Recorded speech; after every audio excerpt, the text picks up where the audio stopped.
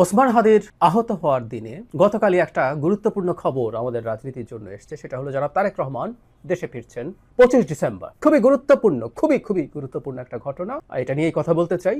তার আগে আমি ভিডিও যখন রেকর্ড করছি তখন পর্যন্ত জনাব ওসমান হাদির অবস্থা নিয়ে কয়েকটা কথা একটু বলা দরকার। আমরা তার অস্ত্রোপচারের পর ঢাকা মেডিকেল কলেজে তাকে প্রাথমিক অস্ত্রোপচারের পর এভার কেয়ার হসপিটালে নেওয়া হয়েছে একটু এক্সট্রা কেয়ার নেওয়ার জন্য।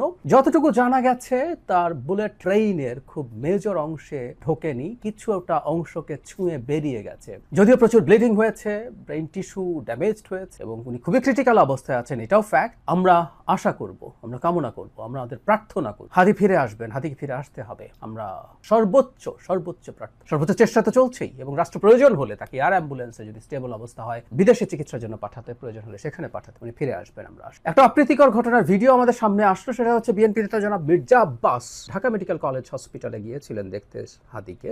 সেখানে ডাকসু নেত্রী, ডাকসুতে নির্বাচন করেছেন জুমা, তাকে দেখা গেল অত্যন্ত কঠোর এবং বাজে ভাষায় জনাব মির্জা আব্বাসকে বাধা দিচ্ছেন সেখানে যাওয়ার ক্ষেত্রে। মানে আমাদের কয়েকটা কথা একটু মনে রাখা দরকার।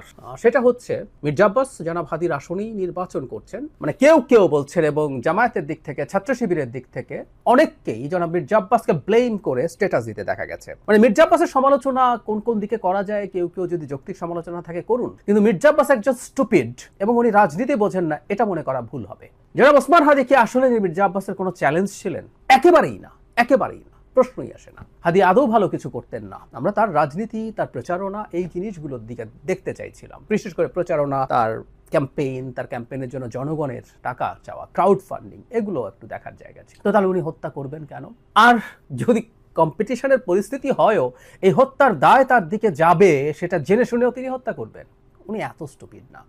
মানে জামায়াত এবং শিবিরের একটা অংশ এবং জুমা সম্ভবত ইনকিলাব মঞ্চে ছিলেন একসময়, তাদের এই প্রবণতা, এই মানসিকতা অত্যন্ত নিন্দনীয়। আমি গতকালই একটা ভিডিওতে বলেছি যে আমরা নিজেদের মধ্যে যেন অন্তত কাদা ছোঁড়াছুড়িটা আপাতত না করি, কারণ এটা একটা বিরাট ঘটনা। ওসমান হাদিকে যখন টার্গেট করে কিলিং এর চেষ্টা করা গেছে তখন কে সেফ থাকবে? সমন্বয়করা আছেন যাদের উপরে অনেকের ক্ষোভ আছে, বিশেষ করে আওয়ামী লীগ এবং ভারতের কথা বলছি। নির্বাচন পিছিয়ে দেওয়ার একটা ষড়যন্ত্রের কথা শোনা যায়, আমরা কিছুটা জানি।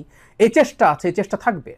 সুতরাং আমাদের মধ্যে এই ঘটনাগুলো যেন না হয়। আমরা আবারও বলছি, আশা করি হাদি সুস্থ হয়ে আমাদের মাঝে ফিরে আসবে। এবার আসছি জনাব তারেক রহমানের ক্ষেত্রে, আলোচনার ক্ষেত্রে। উনি 25 ডিসেম্বর দেশে ফিরবেন। আমি জানি না তারিখটা পূর্ব নির্ধারিত কিনা, হতে পারে এটা পূর্ব নির্ধারিত, হয়তো আরেকটু পরের দিকে তারা জানাতেন। কিন্তু জনাব হাদির আহত হওয়াটাই, গুলিবিদ্ধ হওয়াটাই আমরা নিশ্চিতভাবে বলতে পারি তাকে এই সিদ্ধান্তটা প্রকাশ করতে মোটিভেট করেছে। আর যদি পুরোপুরি চূড়ান্ত দিন নাও হয়ে থাকে, আমি ধারণা করি এটা এই ঘটনার কারণেই চূড়ান্ত দিনটা নির্ধারিত হয়েছে, সেটাও হতে পারে। এভরিথিং ইজ পসিবল, বাট অত্যন্ত স্মার্ট, ব্রিলিয়ান্ট একটা সিদ্ধান্ত। ইয়াস, আমি মনে করি 25 তারিখ তিনি আসলে, আমি 25 তারিখের ব্যাপারে আমার যেটা অনুমান সেটা হলো ছুটির দিন। তিনি আসলে যখন তারিখ ঘোষণা করে আসবেন, ঢাকায় প্রচণ্ড জনসমাগম হওয়ার সম্ভাবনা আছে, নিশ্চিতভাবেই বলা যায়। সো জনগণের যাতে সমস্যা কম হয়, তাই এইটা যেহেতু ছুটির দিন, ক্রিসমাস, সেই দিনটা একটা ভালো দিন এই বিবেচনায়। কিন্তু তিনি আসার সিদ্ধান্তটাকে আমি খুবই সিরিয়াসলি প্রশংসা করতে চাই, কারণ হাদির আহত হওয়ার সাথে সাথে নানানজন নানান কথা বলা শুরু করছেন। যারা তারেক রহমানও তো টার্গেট হতে পারেন। সমন্বয়কদের কথা বললাম।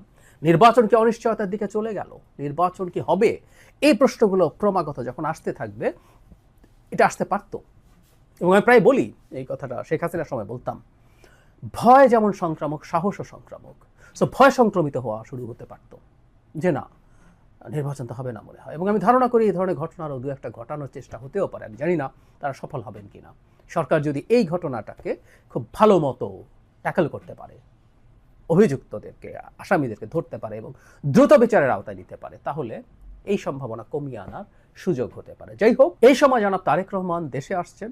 তিনি দেশে আসবেন কি আসবেন না, কেন আসবেন না, এটা নিয়ে প্রচুর জল ঘোলা হয়েছে।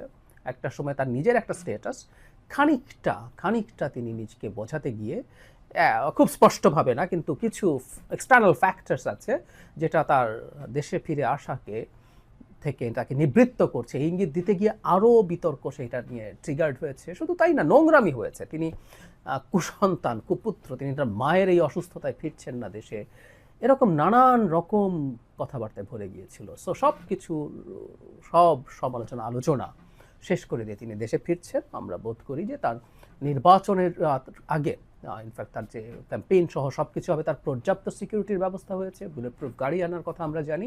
এর বাইরেও সরকার নিশ্চয়ই এবার বিশেষ করে ওসমান হাদির ঘটনার পর তার উপরে কতটা ঝুঁকি আছে সেটা বোধ করে তাকে প্রয়োজনীয় নিরাপত্তা, আমরা এসএসএফ এর কথা বলছিলাম, এসএসএফ এর আইন অনুযায়ী যে কাউকে এই ধরনের ভেরি ইম্পর্টেন্ট পার্সন ঘোষণা করে এসএসএফ এর নিরাপত্তা দেওয়া সম্ভব। সেরকম কিছু দিয়ে হলেও সেটা দিতে হবে। ইনফ্যাক্ট ওনার সুস্থ থাকা, বেঁচে থাকা, ওনার কোনো হামলার শিকার না হওয়া শুধু বিএনপি না, এই রাষ্ট্রের ভবিষ্যতের জন্য খুব গুরুত্বপূর্ণ ইস্যু হয়ে দাঁড়িয়েছে। যাই হোক, জনাব তারেক রহমানের এই সিদ্ধান্ততে এক্সপোজ করা খুবই গুরুত্বপূর্ণ কাজ হয়েছে এবং আমি বিশ্বাস করি, অনেকেই বিশ্বাস করেন, তিনি যখন দেশে ফিরে আসবেন বাংলাদেশের নির্বাচনের পথে যত বাধার চিন্তা বা বাধা তৈরি করার চিন্তা, নির্বাচনকে বানচাল করার চিন্তা যাদের আছে, সেগুলো শেষ হয়ে যাবে তা বলছি না, কিন্তু সেগুলো খুব বড় স্কেলে চাপে পড়বে, ধামাচাপা পড়বে, তারা ব্যাক ফুটে যাবে, এটা আমরা নিশ্চিতভাবে বলতে পারি।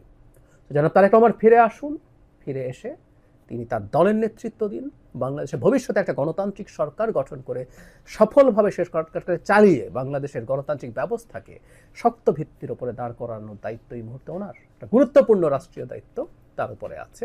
আমরা আশা করতে চাই, আমরা বিশ্বাস করতে চাই সেই দায়িত্ব তিনি মোটা দাগে ভালোভাবে পালন করতে পারবেন। আসলে একটা ডিস্ট্রাক্টেড সিস্টেম শেখ হাসিনা যেটা ফেলে গেছেন, সেখানে থাকা তার দলেরও মধ্য থেকে তিনি শতভাগ দক্ষতা এবং সিনসিয়ারিটি এবং সততার সাথে তার প্রচুর মানে লোকজনকে পাবেন কিনা, টিম পাবেন কিনা, অনেকগুলো যদি কিন্তু উপর তার সাফল্য নির্ভর করে, কিন্তু আমি আশা করতে চাই তিনি তার এই দায়িত্বে সফল